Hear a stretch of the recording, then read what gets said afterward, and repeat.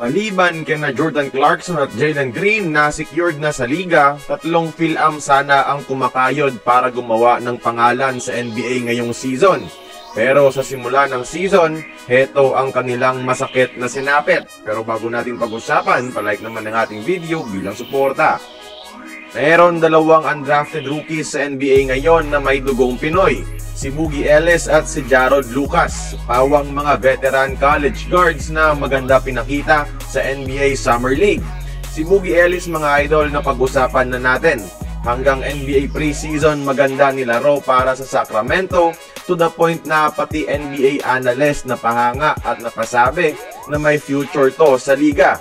Pero bago magsimula ang season, na-wave siya ng Kings para bakantehan at ibigay ang roster spot kay Shareef O'Neal na anak ni NBA legend Shaquille O'Neal na saktong minority owner ng Sacramento for 10 years.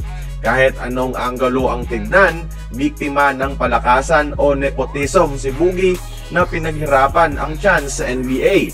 Ngayon, nasa negosasyon sa Israel ang kampo ni Boogie at ipagpapaliban muna ang NBA G League.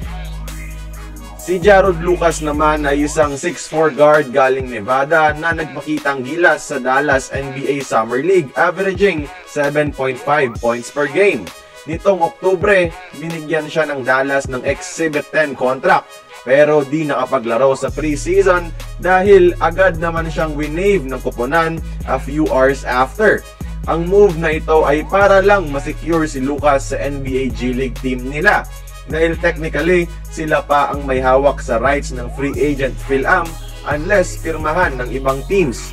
Ang target nila ay sa G League i-develop muna itong 6'4 combo guard na may dugong Pinoy, mala Bobby Ray Parks na pinagdaanan kumbaga. Si Ron Harper Jr. naman nakapaglaro na sa Toronto a few seasons ago at kinuha ng Celtics earlier into the off-season. Naglaro naman to pero hindi nabigyan ng chance at di rin na-maximize ang little minutes na binigay sa kanya. Kaya no question bakit na-wave. Katulad ni Lucas sa G League rin ang punta ni Harper unless may offer abroad. So ayun, 3 Pinoy hopefuls ang sinibak sa NBA roster spots. Yung pinaka-deserving sana na si Boogie Ellis na biktima ng politika.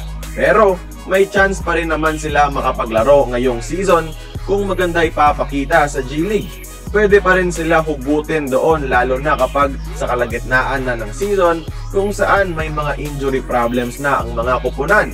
Sa November pa magsisimula ang G League season. Kaya kayo mga idol, sino sa kanilang 3 ang inaabangan nyo sa NBA season ngayon at bakit? Join the conversation, magkomento lamang sa ibaba.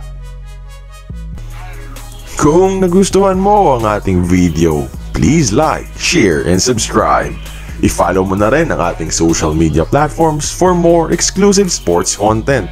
Until then, this has been Courtside Buckets. See you on the next one.